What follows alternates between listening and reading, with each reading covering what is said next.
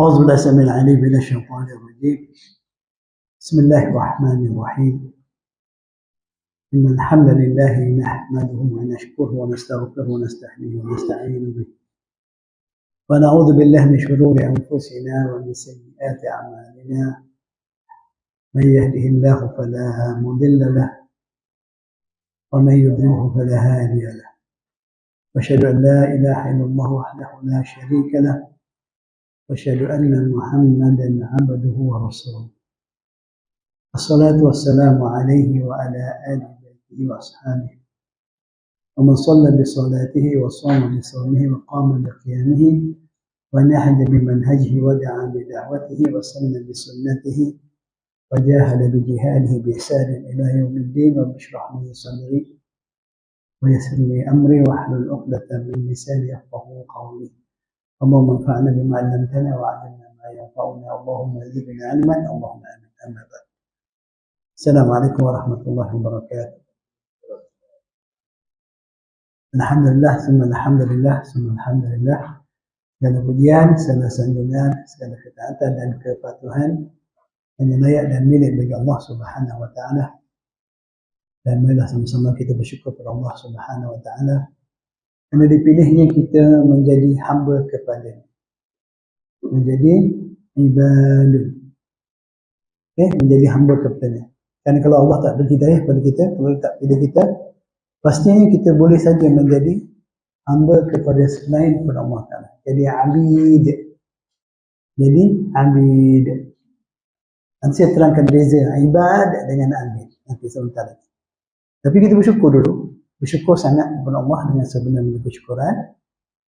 Kerana Allah pilih kita menjadi ibad, menjadi ibaduhu, menjadi hamba-hambanya, yang mengabdikan diri dengan ketaatan dan kepatuhan serta menyesakannya. Dan Allah jauhkan kita daripada menjadi abid, menjadi abid, hamba juga, tapi bukan kepada Allah. Hamba kepada selain Allah Subhanahu wa taala. Itu antara akan saya terangkan bila kita bicara tentang beberapa ayat yang kita akan bincang sebentar lagi. Kita bersyukurlah kita. Jadi kalau kita masuk pada pelajaran kita, perkongsian ilmu kita tentang kalimah Ar-Rahman yang disebut secara berasingan tanpa diiringi dengan sifat Allah dan nama Allah yang lainnya, pada surah Az-Zukhruf, surah ke-43 ayat 45, Allah Subhanahu wa taala firman, was'al man arsalna min qablika min rusulina aj'alna min dunir rahmani alihatan yu'badun. Dan tanyalah oleh engkau. Was'al ni tanyalah oleh engkau, dia fi'il amar. Fa'ilnya anta. Kata pembuatnya adalah engkau. Tanyalah oleh engkau wahai Muhammad. Man arsalna. Akan orang yang telah kami memutuskan akan mereka. Man arsalna, telah memutuskan kami min qablika, daripada sebelum engkau. Jadi Allah SWT tanya kepada rasul-rasul yang pernah diutuskan sebelum Muhammad SAW. Min rusulina, daripada utusan-utusan kami. Aj'alna, adakah telah menjadikan oleh kami min duni rahman, daripada selain Ar-Rahman, alihatan, sebagai Tuhan. Sebagai al-ma'bud, alihatan, al-ma'bud bilhaq, alihatan yu'badun, yang diibadahi, yang dihambakan diri, yang diabdikan diri kepadanya. Yu'badun ni fi'il mudhari'. Fi'il mudhari' maknanya present tense. Itu kata orang putih. Yang ni fi'il mudhari' dipanggil mabni lil majhul. Dia dalam bahasa Arab ni fi'il yang maklum, mabni lil ma'lum, ada mabni lil majhul. Siapa belajar tu, dia perlu tahu sebab dia ada kesan pada maksud perkataan tersebut. Kalau ya'budun, jadi biasa dengar. Ya'buduna min dunillah. Ini yu'badun. Ya'budun fa'ilnya hum. Yu'badun dia ada naib fa'il. Ganti kepada fa'il. Itu saja nak share. Nak beritahu menarik belajar bahasa Arab. Menarik. Satu yang menarik. 6. Jadi soalan di sini bukanlah soalan untuk nak tahu jawapannya, tapi dia panggil as'ilah, soal al-inkari. Soalan mengingkari. Allah kata tak ada, tak pernah diutuskan sebelum ini wahai Muhammad, sebelum engkau. Sebelum engkau siapa-siapa utusan kami, yang mana kami jadikan ada selain kami yang disembah. Dipanggil soal ingkari. Pertanyaan bukan untuk tahu jawapan ya atau tidak, tapi untuk mengingkarkan. Maknanya tidak ada, tak mungkin ada, mustahil. Bahkan dia adalah sifat taubih, mencela orang yang ragu-ragu, orang yang meragu-ragu atau orang yang mengatakan ada sesuatu yang boleh disembah selain Allah. Itu kekuatan gaya bahasa Arab. Kalau kita terjemah, tanya nak tahu ya ke ada ke tak ada. Rupanya dia bukan istifham, bukan question, bukan soalan untuk mengetahui jawapan, tapi menafikan adanya sesuatu yang disembah selain Allah. Salah satu uslub yang kuat dalam bahasa Arab, gaya bahasa untuk menegaskan tiada yang boleh disembah selain Allah. Itu secara umum. Kemudian aj'alna min dunir rahman. Adakah telah menjadikan oleh kami selain daripada Ar-Rahman, iaitu Allah SWT. Bukan saja tak ada yang disembah selain Allah, bahkan tidak ada yang maha pemurah selain Allah. Kena faham tu? Bukan saja tidak ada yang selain Allah yang boleh disembah, bahkan tidak ada selain Allah yang maha pemurah, yang melimpahkan rahmatnya kepada semua makhluknya. Sama dia yang beriman dengan dia atau tak beriman dengan dia. Jadi ada dua benda. Satu, nak menafikan ilahun min dunillah, menafikan adanya ilah al-ma'bud yang disembah selain Allah. Kedua, nak menafikan tidak ada yang sepemurah Allah, sebab dia adalah Arhamur Rahimin. Dialah yang paling pemurah. Sebab tu digunakan nama Allah di sini. Boleh sebut min dunillahi alihatan, boleh tak? Min dunillahi alihatan, tanpa Allah sebagai Tuhan yang disembah, boleh je. Tapi Allah gunakan sifat dia Ar-Rahman. Jadi Allah nak menafikan adanya yang boleh disembah selain dia, maka Allah menafikan adanya yang maha pemurah selain daripada dia. Tidak ada yang maha pemurah. Yang itu yang patut kita letakkan dalam hati kita. Kenapa? Sebab ini kunci untuk kita menerima segala takdir Allah. Kunci untuk kita redha dengan segala ketentuan Allah. Kenapa aku susah, aku ditimpa ujian? Kenapa? Ujian ini daripada yang maha pemurah. Daripada siapa? Daripada yang maha pemurah. Kenapa? Sebab aku yang kurang, ada salah dan silap. Adapun dia tidak, sebab dia maha pemurah, dia mustahil dia menimpakan satu ujian pada aku sebagai satu kezaliman ke atas aku, satu ketidakadilan, sebab dia maha pemurah. Tak mungkin yang maha pemurah ini. Jadi ada sedikit, bukan sedikit, bagi beriman dia akan jadi satu ketenangan. Walaupun dalam ujian dia tetap tenang, sebab ujian ni datang daripada yang maha pemurah. Kalau kita tak yakin perkara ini, kita akan mempersoalkan takdir Allah Ta'ala. Jadi diletakkan Ar-Rahman di sini ada sebabnya yang kuat, menguatkan jiwa orang beriman. Allah maha pemurah. Kalau kita beribadat, mengabdikan diri pada yang maha pemurah, kita tidak akan rugi, kita tidak akan kecewa. Dan tidak ada selain dia, tidak ada selain Allah maha pemurah. Jangan harap Ustaz, saya ada suami yang baik Ustaz, pemurah, memahami jiwa raga saya. No. Allah lebih faham, lebih kasih sayang pada kamu, lebih merahmati kamu. Sebab tu dia bagi kamu suami tu. Kalau tak bagi, dia sayang kamu juga. Dia nak uji kamu, nak bagi kamu pahala kerana kamu bersabar, redha. Dia tetap bagi yang terbaik pada kamu. So, antara cara lah ya. Jadi untuk kita semua, antara kunci untuk kita mendapat kebahagiaan dalam apa keadaan pun, meyakini hanya Allah yang maha pemurah. Dan yang maha pemurah ini tidak akan sekali-sekali menzalimi hamba-hambanya. Okey, kita kena tengok perkataan niat budut. Apa maksud yang diibadahi? yang dihambakan, yang disembah. Saya suka ingatkan selalu, benda ni penting sebab selalu manusia walaupun diingatkan dia lupa. Apakah asal ya'budun? Fi'il mudhari' perkataan abada. Abada ya'budu. Abdun. Dia punya kata nama terbitannya atau masdarnya abdun. Abada fi'il madhi past tense. Ya'budu fi'il present tense. Abdun masdar, kata nama terbitan. Dalam bahasa Inggeris saya tahu apa dia istilah. Masdar bahasa Inggeris tak tahu apa. Dia kata nama yang diterbitkan daripada fi'il. Daripada kata kerja. Macam kata apa? Tulis. Kitabun, kitab, buku yang satu yang tulis. Itu kata nama yang diterbitkan daripada kitab. Jadi abada ya'budu. Apa dia? Abada dari segi makna, antara makna abada hamba. Mengabdikan diri. Abdun. Hamba. Juga bermakna khuduk, tunduk. Bermakna ta'ah, taat. Itu makna abdun. Abdun jika diperdetailkan maksud dia segi bahasa, kalau abdun itu dinisbahkan pada manusia, maka dia adalah seorang yang tidak memiliki apa-apa walau dirinya sendiri. Walau dirinya sendiri. Dulu zaman kita ada kunta kinte. Ingat zaman tu. Satu nasib manusia kan. Dia tak ada apa-apa, harga diri tak ada apa, semua milik tuan dia. Tuan dia boleh buat apa saja. Itu abdun. Sebagian bermakna dari segi lughah.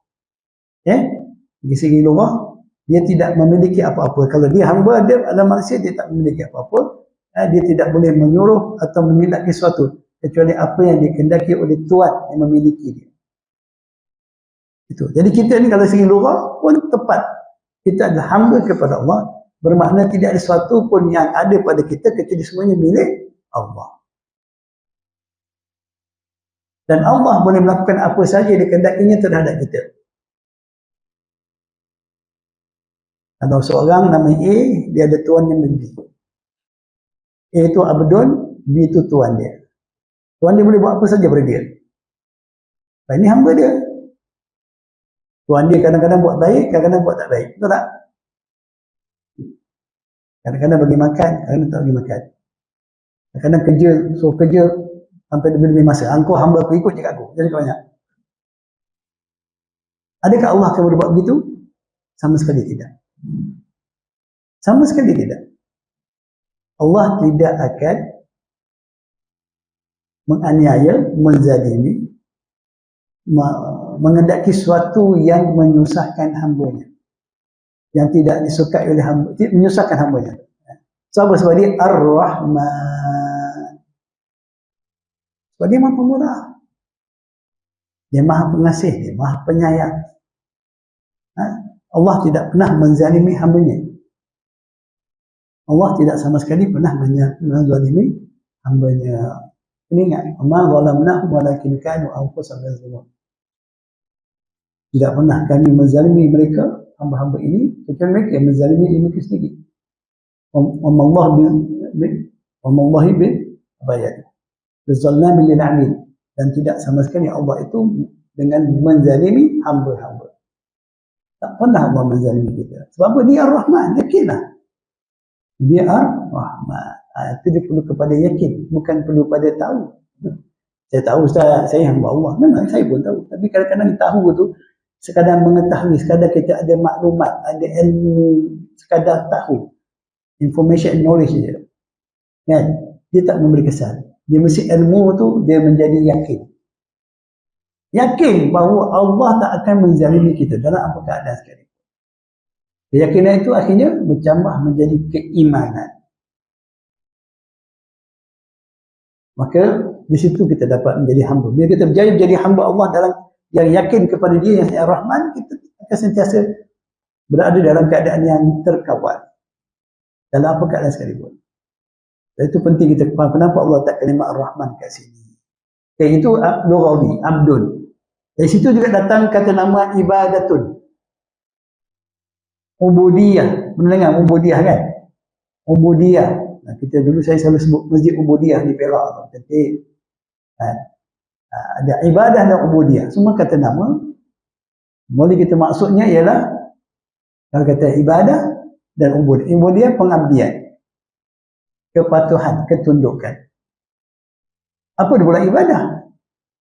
Ibadah kita ambil mafhum yang begitu bagi saya lah cukup lengkap walaupun ringkas. Apa dia ibadah? Kullu ma yuhibbullah wa yarda min qaulin aw fi'lin zahiran kana aw batina. Kata Imam Ibn Taimiyah rahimahullah. Dalam bukunya ada ibadah, dia mentakrifkan, mendefinisikan kalimah ibadah ni kullu ma yuhibbullah. Setiap apa saja yang ia dikasihi oleh Allah. Wa yardahu, dan dia diredai akannya. Allah redha, Allah kasih dan redha. Dia ada dua benda yang kena ambil, dua term. Satu yang dikasihi mesti diredai. Kalau dikasih tak redha ada tak? Ada. Ada benda yang Allah kasih tapi Allah tak redha. Okey, kita berhenti kat situ dulu. Apa dia Allah? Apa yang Allah nak tahu? Apa yang Allah kasih? Perkataan yang Allah kasih. Semua perbuatan dan perkataan yang zahir atau batin yang Allah suruh kita buat, itu dia kasih. Semua yang diperintahkan dalam Al-Quran atau melalui sunnah Rasulullah SAW kepada kita, hamba-hamba dia, yang dia suruh kita buat. Daripada sekecil perkara hingga sebesar-besarnya, urusan akidah atau ibadah atau akhlak, semua yang Allah suruh kita buat, itu dikasihi. Dan terlalu banyak. Sebagai hamba kita boleh buat banyak yang Allah suruh. Terlalu banyak perkataan, banyak perbuatan yang zahir yang kita boleh buat. Terlalu banyak untuk Allah suruh kita buat. Dan benda itu semua, ingat, perintah daripada Ar-Rahman, maka pastinya kita boleh buat. Dia perintah daripada siapa? Ar-Rahman. Semua yang Allah kasih itu, semua kita boleh buat. Allah tak pernah adakan sesuatu yang sulit, yang sukar bagi kita. La yukallifullahu nafsan illa wus'aha. Tidak memtaklifkan kita, memerintahkan kita melakukan sesuatu perkara itu kecuali dalam kemampuan setiap diri itu. Apa yang kita mampu, kita buat. Yang tak mampu, ada keuzuran dia. Dan secara umumnya tidak ada yang tak mampu, kecuali insan itu ada kekurangan. Ma ja'alna alaikum fid dini min haraj, dan tidak pernah kami jadikan ke atas kamu wahai manusia dalam urusan agama, perintah Allah ini satu yang jadi beban. Sebab dia datang daripada Ar-Rahman. Kalau datang daripada manusia, siapa sekalipun, kadang-kadang dia adalah mesti, alah, kenapa ayah suruh saya buat benda ni? Saya bukan biasa buat benda ni, kita rasa susah. Mungkin ayah kita ingat kita boleh buat, dia tak tahu kita tak boleh buat. Sebab sama ni kita rasa kita tunjuk dia, kononnya kita boleh buat. Itu manusia kan, adalah benda-benda macam tu. Tapi Allah dia tahu. Allah kita kenal kita, dia tahu, ilmu dia luas. Dia mengetahui kita lebih daripada kita mengetahui diri kita sendiri. Wa a'lamu bikum. Dia lebih mengetahui tentang kamu. Jangan kata saya tahu, aku tahu siapa aku tahu siapa aku kenal diri aku sendiri. Aku tahulah aku. Kamu tak tahu. Yang lebih mengetahui tentang kamu ialah pencipta kamu, Allah Subhanahu wa ta'ala. Apalagi kata saya kenal awak, saya tahu awak. Jangan nak tipu lah. Kau diri kau pun tak kenal, kau kenal orang lain. Tapi sering kita cakap, saya kenal dia Ustaz, 30 tahun saya hidup dengan dia, saya tahulah dia ni. Jangan. So banyak benda yang kita tak tahu. Dan Allah memang tak nak kita tahu. Bukan sebab orang tu rahsiakan pada kita. Tak, memang kita ilmu kita terbatas. Wa ma utitu min ilmi illa qalila. Tidak diberikan pada kamu tentang suatu ilmu itu kecuali suatu yang sikit sangat. Sikit yang Allah bagi pada kita. Tentang diri kita pun kita tak tahu 100%. Berapa persen yang kita tahu? Banyak benda yang tak diketahui oleh manusia tentang manusia itu sendiri. Terlalu banyak lagi benda itu. Tentang roh tak ada siapa yang boleh tahu. Yang cerita tentang roh semuanya ada dakwaan saja. Ramalan, sangkaan. So, itu ilmu Allah. Jadi jangan dakwa. Ingat Allah, dia yang tahu. Okay? Dia yang tahu. Kita ni hamba. Kita hamba kepada yang Maha Pemurah, penguntungnya kita. Okay? Jadi apa saja perkataan dan perbuatan yang Allah kasih, di mana kita tahu apa dia, apa yang Allah perintahkan, apa yang melalui Al-Quran atau Sunnah. Di mana tempat nak tahu perintah Allah, itu perbuatan Allah kasih, Quran dan Sunnah. Tak ada siapa yang boleh menentukan satu perkara bahawa Allah kasih perkara itu kecuali Allah dan Rasul-Nya. Tak ada siapa yang diberikan otoriti untuk menentukan satu perkataan dan perbuatan bahawa ini adalah perkataan dan perbuatan yang Allah kasih. Tak ada siapa diberikan. Yang hanya boleh menentukan itu Allah pencipta kita dan utusannya Muhammad SAW. Jadi kita jangan semudah-mudah dengar kata orang kata, oh ini bagus ni, benda ni bagus, kalau kau buat nanti kau dapat pahala macam ni. Tanya dia, betul tak Allah kata macam ni? Benarkah? Ada bukti ke dalam Quran atau hadis bahawa Allah kata benda ni dia kasih, dia suka kita buat? Itu tanggungjawab kita sebagai hamba. Dan tanya. Jadi itu semua. Tapi kena ingat, bukan semua perkara yang Allah kasih itu akan Allah redha.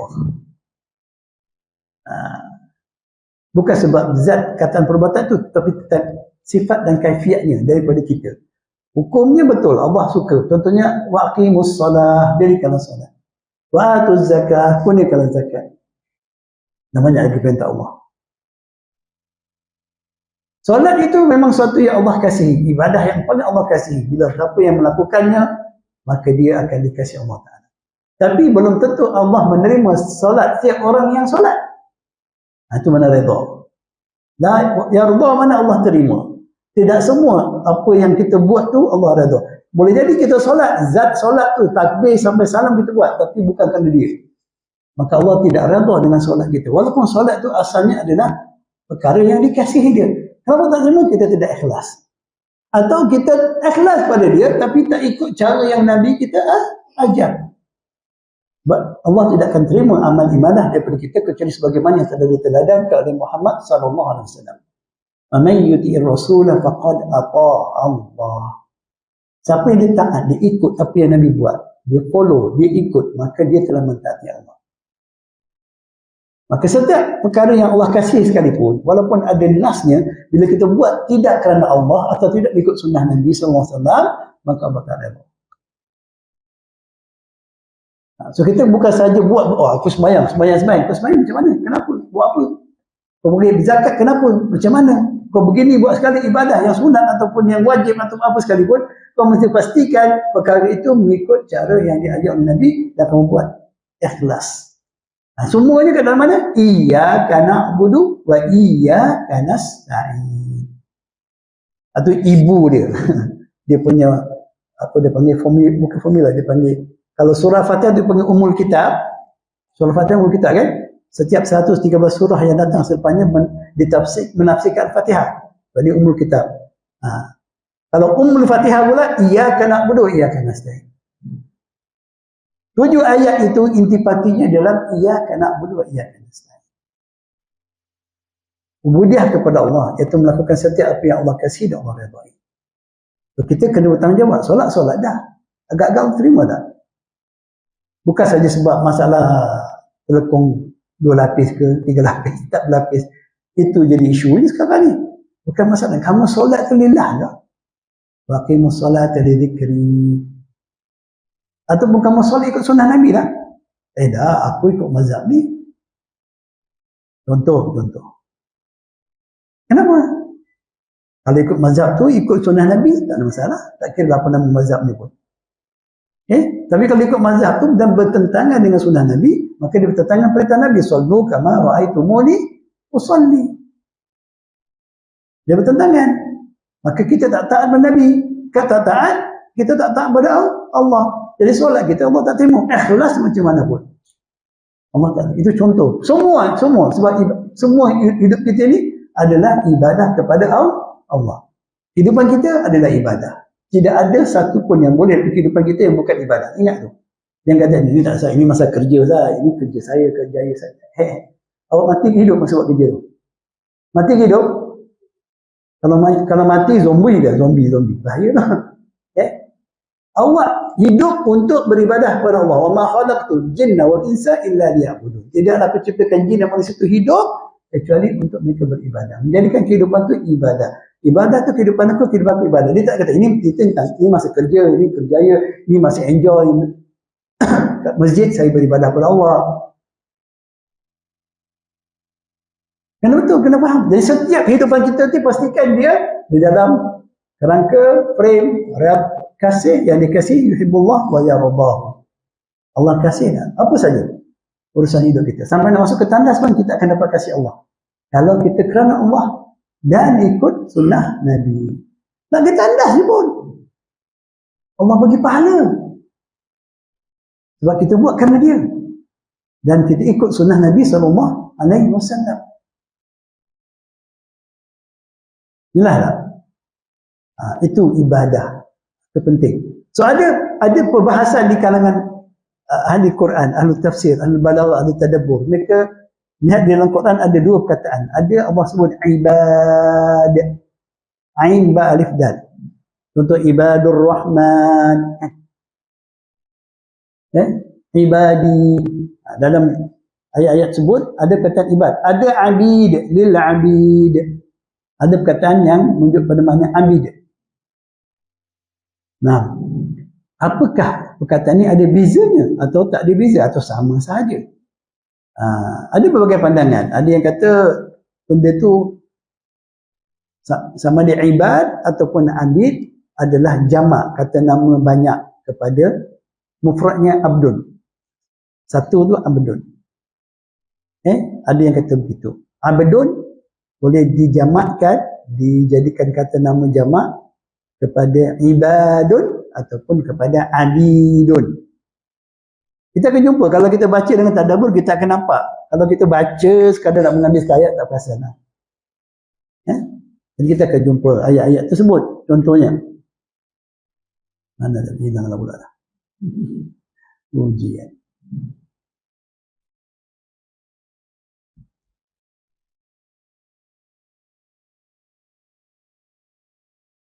Contoh kita lihat wa ibadur rahmanil ladzina yamshuna 'alal ardi hauna. Contohnya. Jadi ada yang mengatakan Allah kebanyakan bukan semua. Majoriti perkataan ibad dalam Quran biasanya disebahkan kepada Allah. Ibad hamba-hamba yang memilih untuk taat dan patuh kepada Allah. Walaupun ada satu dua ayat dia bersifat umum. Tapi kebanyakan ayat Allah SWT bila menisbahkan perkataan ibad ini dia akan nisbahkan kepada dia. Adapun abid dia umum. Sama ada hamba yang taat ataupun tidak taat. Tapi kebanyakannya digunakan pada hamba yang memilih untuk tidak taat. Seperti firman Allah Ta'ala, وَمَا يُبَدَّلُ الْقَوْلُ لَدَيَّ وَمَا أَنَا بِظَلَّامٍ لِلْعَبِيدِ. Tidak boleh ditukar ganti perkataanku di sisi mana ketetapan Allah tak nak tukar-tukar. Dan tidaklah aku dengan melakukan kezaliman kepada hamba-hamba. Yang kau beriman tak beriman. Orang tak beriman pun akan mendapat keadilan Allah. Orang beriman lagi lah layak mendapat keadilan Allah. Allah tetap adil pada siapa-siapa pun. Bila Allah memberi kita ganjaran kebaikan atas ketaatan kita, Allah Maha Adil. Bahkan dia akan memberi lebih daripada apa yang kita buat. Bi'aksari ma kanu ya'malun. Tapi bila Allah hukum atas kejahatan kita, Allah tak akan balas kecuali seperti mana yang kita lakukan. Itu keadilan dia. Jadi kita boleh pilih nak jadi ibadur rahman ataupun jadi abid saja. Boleh jadi abdun, abid kepada selain Allah SWT. Kedua-dua ini ada unsur hurriyah, kebebasan. Dalam bahasa abdun dia maknanya tak bebas.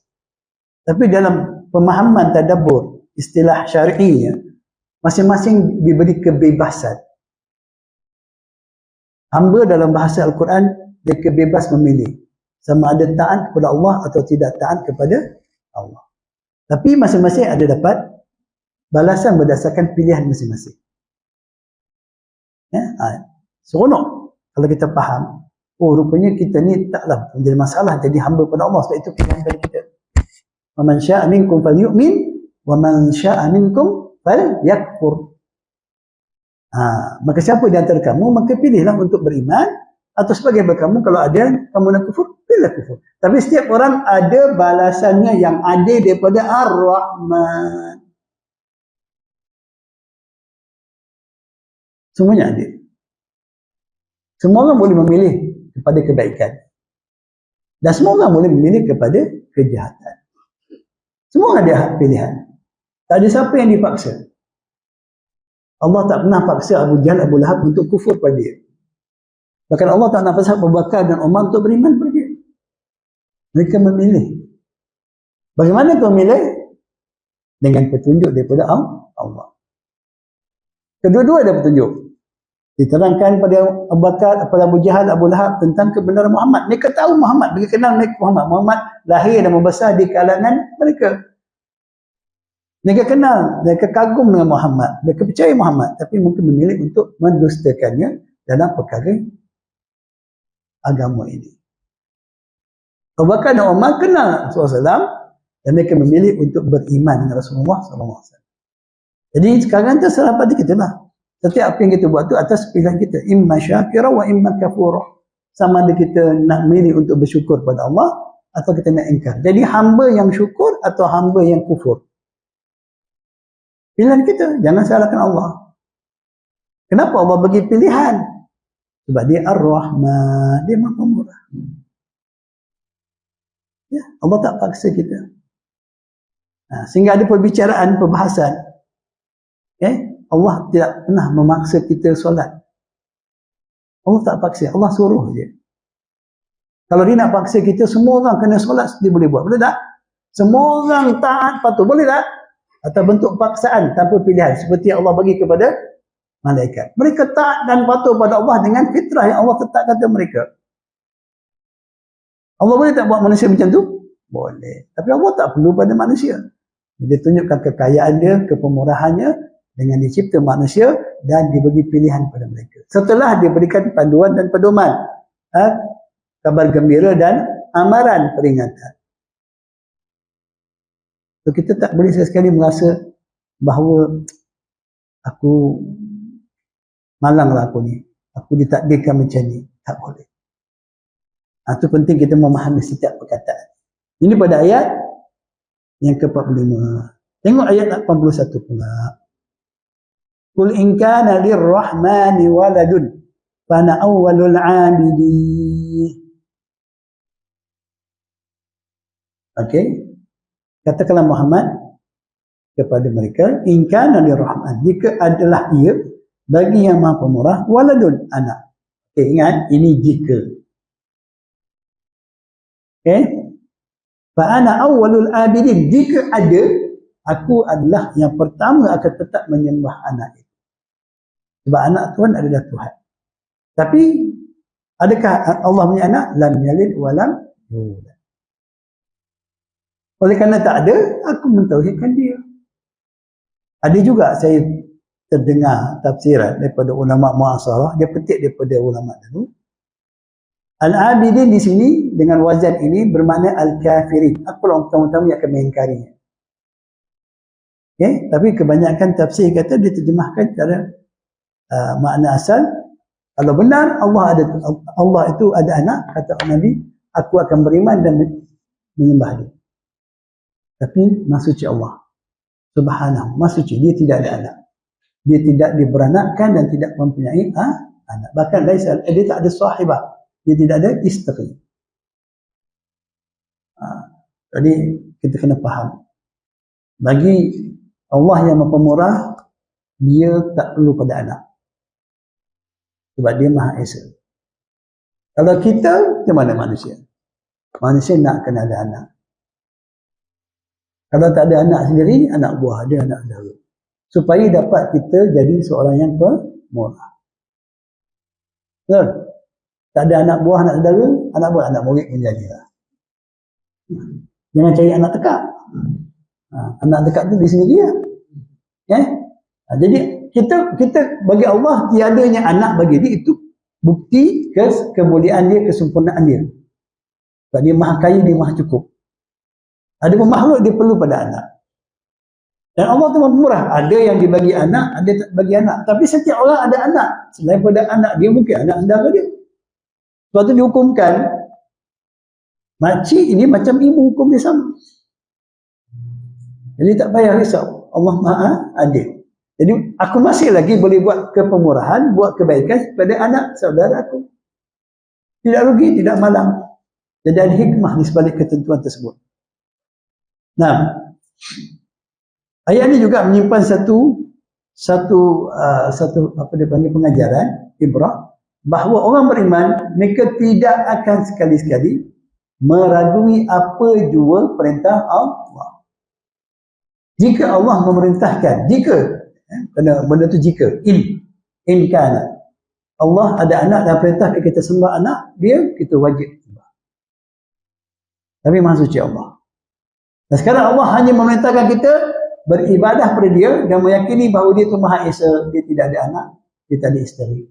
Maka apa? Kita wajib memerangi apa saja sepenyekutuan kepada Allah. Kenapa Allah sebut benda ni? Sebab manusia akan dakwa. Orang-orang Nasara mendakwa Isa bin Allah. Lalu mereka berkata Isa tu anak Allah. Apa mereka buat? Bukan sekadar mengaku ada anak, mereka menyembah Isa. Orang-orang Yahudi kata Uzair billah. Uzair, Nabi Uzair. Dia yang Allah matikan dia 100 tahun, kemudian hidup balik dengan kedai dan makanan. Kan? Dia orang-orang Yahudi ni, dia tinggalkan tempat mereka, ulufan, beribu-ribu orang. Tinggal kampung mereka ni, elakkan dia kena tahun. Dan mereka ingat mereka boleh hidup. Dan Allah matikan mereka dengan segala. Perkampungan mereka musnah binasa. Jadi Nabi Uzair lalu kan dalam Al-Baqarah dia kata macam mana Allah boleh hidupkan balik. Boleh tak Allah hidupkan balik? Tidak, Allah matikan dia. Ya, ketika itu dia datang dengan kedai dan makan dia. Allah mati. Ada surah Baqarah ayat. Yang kemudian Allah hidupkan balik. Allah tanya dia, kam labista? Berapa lama engkau duduk macam ni, tidur? Kata boleh jadi separuh hari ataupun 1 hari. Nabi kata tak. Allah kata tak. Kamu bal labista mi'ata amin, 100 tahun. Dia Allah buktikan tentang kekuasaan dia.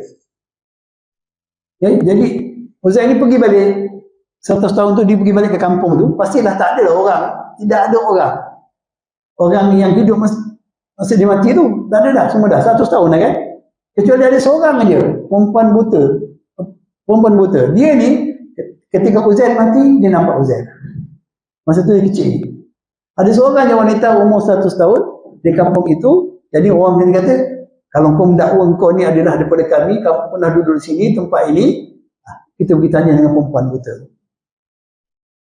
Pergi ke perempuan buta tu, dia kata, aku tak nampak, jadi kau minta kepada Allah untuk celikkan aku. Nabi Uzair pun doa, celik mata dia. Bila celik mata dia, dia kata, ya, aku kenal kau Uzair.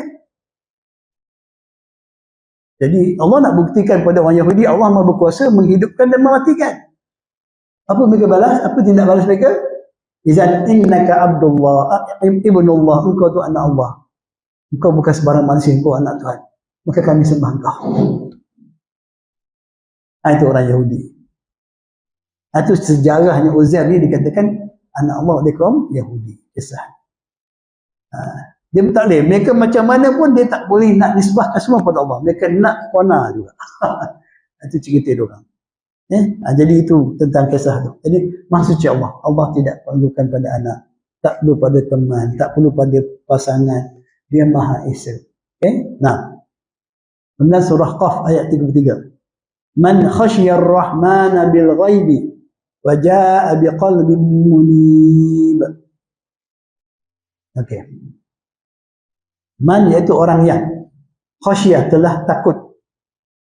Ada khaufun, ada khasyatun, ada musyfikun, ada wajilun, ada takwa. Semuanya kita kata takut. Ya, kalau nak hurai tentang perbezaan ni banyak pula. Dia kata khaufun, benda yang kita nampak.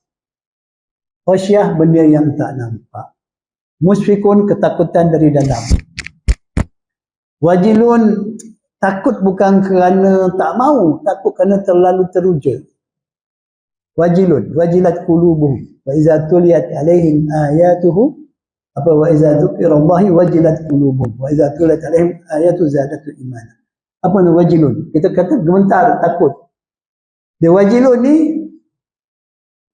umpama seorang gadis yang tak pernah bersama lelaki kecuali dengan bapa dan adik-beradik dia. Tiba-tiba dia dinikahkan dan pada malam pertama dia berhadapan dengan lelaki yang bukan suami dia. Suami dia baik, tapi ini suami, lelaki tak pernah ada lelaki asing dalam hidup dia. First time, dia pasti meletakkan segala harapannya pada suami dia, tapi dia masih setengah hati dia dalam keadaan ketakutan. Takut ada yang nanti lelaki ni tak suka pada dia. Tahu tak? Itu gemetarnya seorang gadis di mana pertama di hadapan lelakinya yang dia tak pernah kenal. Mungkin sekarang tak pernah berlaku pun. Ini ada perempuan yang tak kenal suami dia. Dah lebih daripada suami dah sebelum nikah. Itu masalah musibah besar kita hari ini. Satu musibah yang besar hari ini. Anak kita kahwin dengan kawan dia. Dah kenal lama Ustaz 5-6 tahun baru kahwin. Malam pertama macam tak ada apa-apa lah. Sebab tu kena buat event, buat majlis, nak bagi nampak lain sikit lah. Kan? Nak pun habis bunga-bunga, nak pergi honeymoon. Nampak lain sikit. Dan sama je sebelum ni aku kenal dia kenal aku biasa je. Ruginya, ini ni hikmah kita ni tak jaga anak-anak kita. Tak kira anak lelaki tak perempuan. Dia dah lama dah kenal Ustaz, dah 2-3 pasang dah. Biarlah kahwin je lah. Apa ni kita ni siapa? Kesian tau tak rasa nikmat ni. Wajib. Sebab tu dengan Allah pun kita tak ada. Kita perlukan Allah. Kita amat tahu Allah maha pemurah. Allah maha pengasih. Allah. Kita perlukan dia. Tapi kita gementar takut ada salah silap kita. Kekurangan kita. Bukan kita tak solat. Kita solat. Kita buat baik. Tapi kita masih takut. Kerana terlalu teruja mengharapkan Allah ampunkan kita. Allah lindungi kita. Allah cukupkan kekurangan kita. Sebab tu kita kena belajar kata-kata ni. Baca, takut. Terjemah takut, gementar. Takut, gementar. Setiap dia perkataan tu ada dia punya maksud yang Allah nak kita fahami. Bila kita faham, barulah kita dapat menghayatinya. Jadi kat sini khasyar rahman. Dia kata khasyar untuk yang tak nampak. Itu pandangan. Ada macam-macam. Dia pandangan khasyar. Kenapa kata ar-Rahman? Sebab kita memang tak nampak Allah. Kadang-kadang Allah gunakan perkataan khauf juga pada dia, untuk dia. Kerana takut. Dengan Allah ni, kita tak nampak dia, tapi kita nampak bukti-bukti kewujudan dia. Jadi boleh pakai khaufun. Yakhafuna rabbahum. Takut. Yakhshawna rabbahum. Jadi boleh Allah kita nak, walaupun Allah tu gaib, tapi kita seolah-olah kita tak boleh, memang tak boleh pertikaikan kewujudan Allah dan kekuasaannya sebab bukti. Kita sendiri bukti kan Allah tu wujud. Kita sendiri bukti Allah maha berkuasa. Jadi man khasyar rahman, ada kata ada pertemuan takut pada yang pemurah. Macam mana boleh takut pada yang maha pemurah? Orang pemurah semua orang sayang, suka, apa takut? Kan? Sepatutnya khasyar jabbar, qahhar. Kan? Takut pada yang maha keras, yang maha perkasa. Mungkin lah. Kenapa khasyar rahman? Tak, Allah Ta'ala kalau nak rahmat dia, kita kena takut ke dia. Kalau nak kasih sayang Allah, awak kena takut kat dia. Kalau awak tak takut dia, kamu tak akan dapat rahmat Allah. Kerana bila kamu tak takut Allah, kamu akan langgar perintah dia. Bahkan yang lebih dahsyat ni, bila kamu takut pada makhluk lebih pada dia. Yakhshawna an-nasa ka khasyatillahi aw ashaddu khasyah. Jadi manusia yang takut kepada manusia. Seperti mana sepatutnya mereka takut kepada Allah, bahkan lebih takut kepada manusia daripada Allah. Jadi tak ada cara nak dapat kasih sayang Allah Ta'ala kecuali kita takut pada dia. Jangan buat apa yang dia benci. Apa yang dia larang. Jangan buat. Kalau bukti kamu nak dapat rahmat kasih sayang Allah, itu saja. Buat apa yang dia suruh, tinggal apa yang dia larang. Takut ada kesilapan, kesalahan. Sentiasa dalam keadaan takut.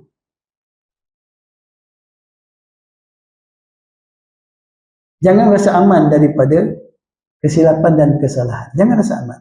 Jangan rasa selamat daripada azab Allah SWT. Tak boleh. Aku sembahyang, aku ngaji. InsyaAllah. Itu bukan husnuzon. Itu terpedaya.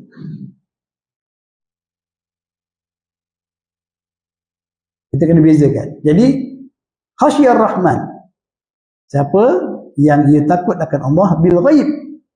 Dalam keadaan bukan saja ketika dia berdepan ni, ketika dia seorang-seorang.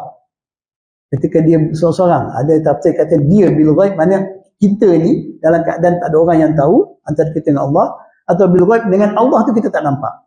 Samalah dua-duanya. Itu dipanggil makam ihsan.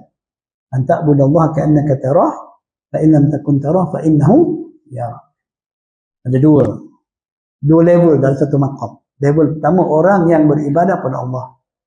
Seolahnya mata hatinya nampak Allah. Bukan mata kepala, mata hati. Dia dapat lihat Allah sentiasa memerhati dia.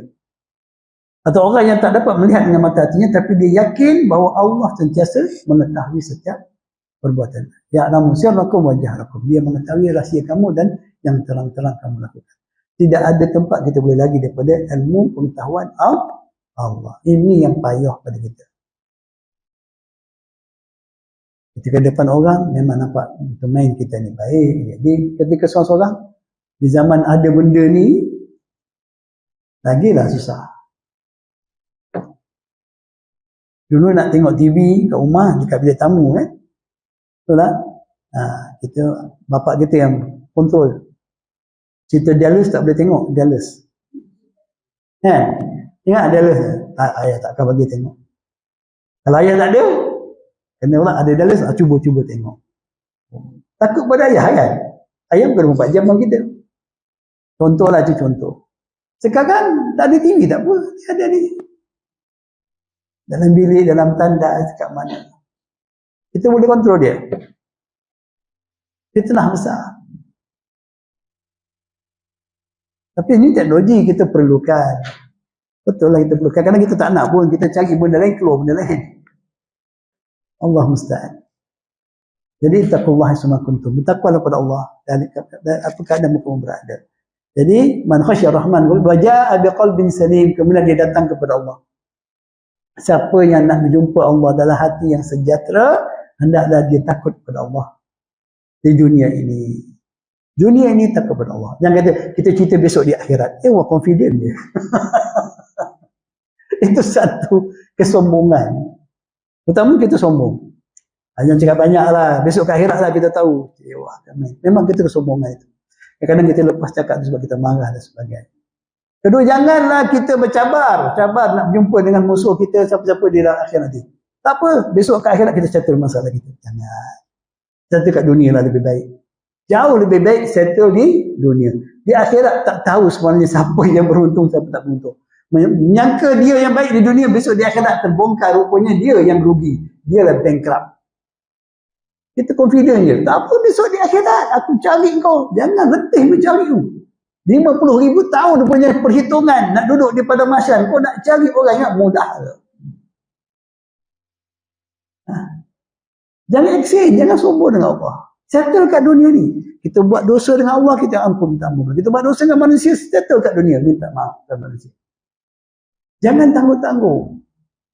Jangan sombong. Benda ni kita settle kat akhirat. Tolonglah. Kadang-kadang kita sangka kita betul. Rupanya kat akhirat baru tahu. Yang itu bersarair. Pada hari diberdedahkan segala rahsia.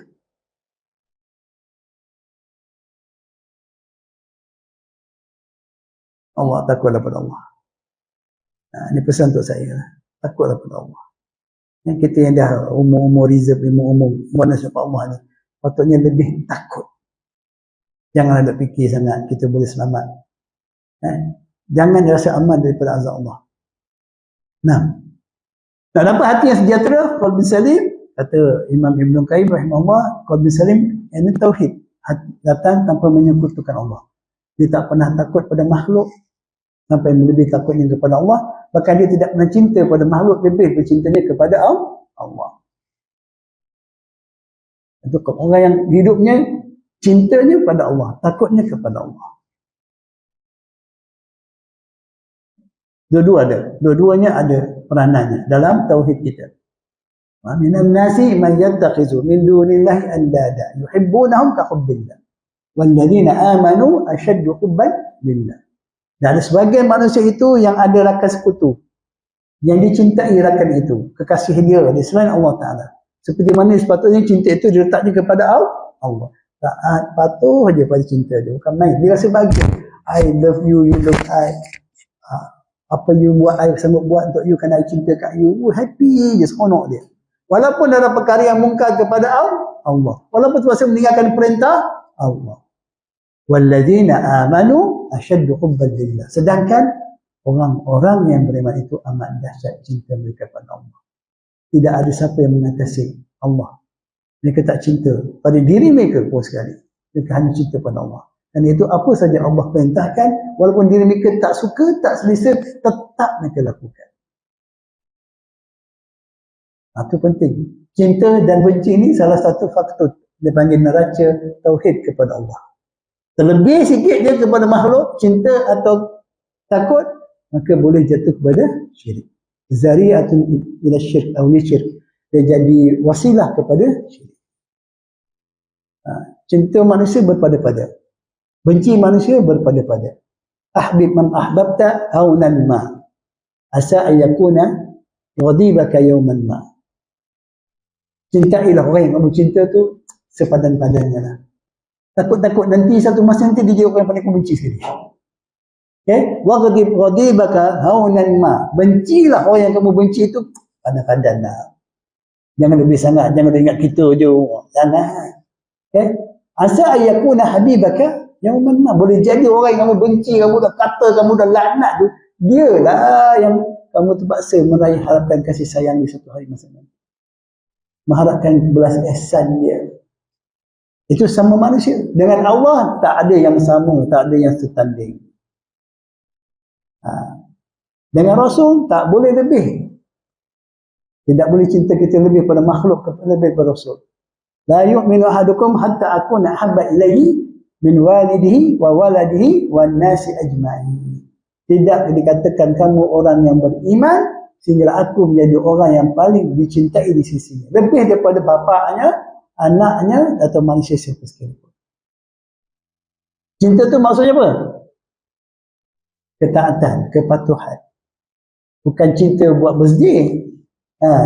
Buat apa? Macam orang sekarang lah kan, dia kata cinta buat perayaan, sambutan, event. Kan? Dari segi keimanan kepada Allah SWT. Nah, surah Ar-Rahman, ayat pertama. Ar-Rahman, 'allamal Qur'an, khalaqal insan, 'allamahul bayan. 3 perkara ni. Kadang-kadang Ar-Rahman, Allah sebut mukaddimahnya, dia punya intro dia, Ar-Rahman. Subhanallah. Okey, apa yang datang selepas tu, khususnya ayat Ar-Rahman, 'allamal Qur'an, khalaqal insan, 'allamahul bayan. Jangan bimbang. Semua ni datang daripada Ar-Rahman. Jauh lagi.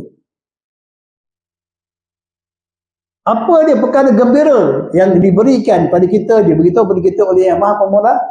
First sekali apa dia? Ada kata tentang kewujudan kita, ciptaan kita. No. Dia kata apa?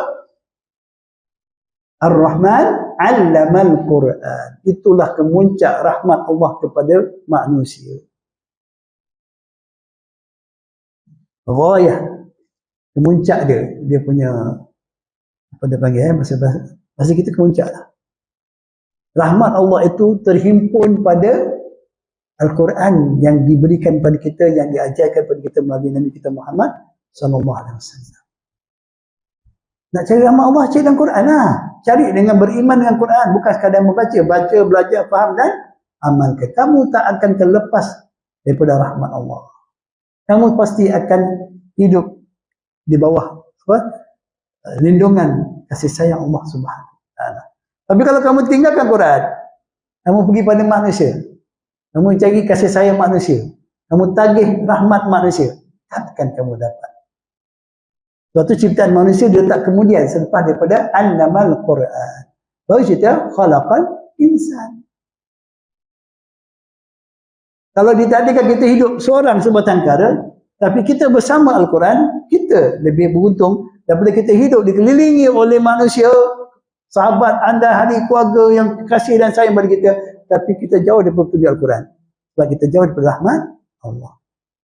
Kita kadang-kadang pasal nak jaga hati manusia, nak jaga hati saudara mara, nak silaturahmi lah kononnya, kita sanggup lupa rahmat Allah. Itu pengorbanan besar yang kita buat. Ustaz, dia saudara mara kita macam mana. Itu cabaran kita. Allah punya persaudaraan yang Allah nak bagi melalui rahmat itu jauh lebih penting bagi orang yang beriman. Tapi itu ujian untuk kita. Okay? Itu Ar-Rahman. Jadi ditakdimkan tentang berita Allah mengajar kita. Dan dalam ayat itu menceritakan satu yang berita yang paling gembira bagi hamba-hamba Allah. Kamu jangan bimbang. Ilmu Al-Quran ni siapa yang bagi? Allah yang bagi. Macam mana Allah bagi? Kena usaha lah, kena belajar. Bukan tunggu. Semua tahu rezeki Allah bagi kan? Ketidur kat rumah, tunggu rezeki datang. Tak ada orang buat macam tu. Orang yang waras lah. Kan? Allah yang mengajar. Ustaz, bila nak mengajar saya tunggu ni? Tak. Kamu kena belajar. Ambil asbab. Al-asbab untuk dapatkan ilmu daripada Allah, kamu kena ikhlas. Kamu kena belajar apa yang Allah suruh kamu belajar. Bukan apa yang arus pada nak kamu belajar. Kamu kena belajar kerana Allah. Kamu kena belajar apa yang Allah suruh belajar supaya kamu kenal Allah. Kamu kena belajar apa yang menjadikan kamu dapat mengesahkan Allah dan menjauhi syirik. Kamu kena belajar perkara yang mengenalkan kamu tentang apa yang Allah kasih dan apa yang Allah redai. Itu yang kamu kena belajar. Kalau kamu belajar selain daripada itu, kemudian kamu harapkan Allah rahmati kamu, Allah bagi sikit. Ada masa lagi. Kena faham sikit. Dia ada dipanggil istilah dalam kaedah akidah ni. I'ta ar-rabbani wal i'ta al-uluhi. Al-ilahi. Al-ilahi. Ada pemberian bersifat rabbani. Allah bagi pada manusia sebab dia Rabb. Dia bagi pada semua makhluk. Apa saja makhluk nak dia bagi. Sebahagian daripada pemberian itu istidraj. Sebahagian daripada pemberian Allah istidraj. Allah bagi juga kan orang yang buat benda jahat, maksiat, yang kufur pun Allah bagi. Itu atau Rabbani sebagai Rabb yang mencipta langit dan bumi ini, dia beri kepada manusia dunia ini. Walaupun mereka tak beriman. Jadi jangan bangga kalau kita ada wang banyak, kita bijak, capai ini. Belum tentu itu pemberian yang nikmat. Boleh jadi di istidraj. Apatah lagi bila kita ada dapat semua tu, kita makin jauh daripada Allah. Macam Qarun. Qarun tu umat Nabi Musa. Dia di antara orang pengikut Nabi Musa. Tapi masa dia jadi pengikut Nabi Musa, dia miskin. Tapi bila dia mula dapat pintu berdekat dengan Firaun, dia mula dapat bisnes daripada Firaun, dia mula antara cerita ni pembekal buruh je. Dia pembekal buruh untuk Firaun. Dia jadi ejen umat Nabi Musa untuk jadi buruh. Dia kalangan Bani Israel siapa cari laki-laki untuk buat kerja. Dan dia bersungguh-sungguh buat kerja. Sebab dia tak ingin jadi macam Bani Israel jadi hamba kat Firaun. Dia ada jiwa yang besar. Dia orang yang mempunyai view yang hebat. Kita selalu cakap begitu dia. Hebat ni orang ni. Wah, dia ni bisa ustaz, watak dia hebat. Jadi dia menjadi jalan untuk mendekatkan diri dengan Firaun sehingga dia percaya dapat. Akhirnya apa jadi kat dia? Dia sanggup kufur kepada Allah. Dia sangka dia baik sebab dia pengikut Nabi Musa. Musa pun miskin. Pengikut Nabi Musa miskin. Aku kaya raya. Dia sangka dia dapat nikmat daripada Allah. So, jangan terpedaya. Kadang-kadang kita, aku ni senang macam ni. Kita takut itu istidraj. Na'udzubillah min zalik. Ada i'ta uluhiyah, ilahiyah. Pemberian daripada Allah. Yang maha sebagai ilah. Allah itu hidayah dia. Kalau tadi yarzuqu man yasha' wa yaqdir. Allah bagi rezeki pada siapa dia akan bagi. Kalau ilahiyah yahdi man yasha', Allah hanya memberi petunjuk pada siapa yang akan bagi. Yang paling kita perlu dalam kehidupan kita i'ta ilahiyah. Pemberian di sudut Allah sebagai ilah. Dia bagi kita hidayah untuk mentauhidkan dia. Itu paling kita minta. Yang tu yang kita minta dalam ihdinas siratal mustaqim. Apa satu mustaqim? Satu tauhid. Jalan ibadah kepada Allah Ta'ala semata-mata. Qul inna Allaha rabbi wa rabbukum fa'budu. Hadha siratul mustaqim. Sesungguhnya Allah itulah Rabb kamu, Rabb aku dan Rabb kamu, maka tauhidkanlah dia dalam beribadah. Itulah jalan lurus. Dan kita minta hidayah tauhid itu patutnya lebih daripada minta hidayah rububiyah. Hidayah kekayaan dunia. Boleh minta Allah boleh bagi apa saja. Allah tak larang kita minta kecuali benda yang dia tak suka. Tapi kalau kata nak rumah besar, nak kereta besar, boleh minta, tak salah. Tapi kalau kita lupa minta, ya Allah bagi hidayah pada aku. Tetapkan aku atas tauhid, hidupkan atas tauhid, mati atas tauhid. Dia lupa nak minta, sering manusia lupa. Kadang-kadang dia minta tapi bila dapat yang lain dia lupa. Auzubillah min zalik. Itu setakat dah hari ini insya-Allah. Naktafi bihadzal qadar insya-Allah. Ya Rahman ayat 1, jadi kita akan sambung ke surat 95 muka surat ayat Al-Mulk surah ayat ketiga insya-Allah selepas ini. Jadi apa yang benar yang betul semua oleh Allah SWT yang Maha mengetahui lagi bijaksana. Apa juga yang salah yang silap atau kelemahan saya sendiri, saya mohon maaf atas tersebut. Wabillahi taufiq hidayah. Assalamualaikum warahmatullahi wabarakatuh.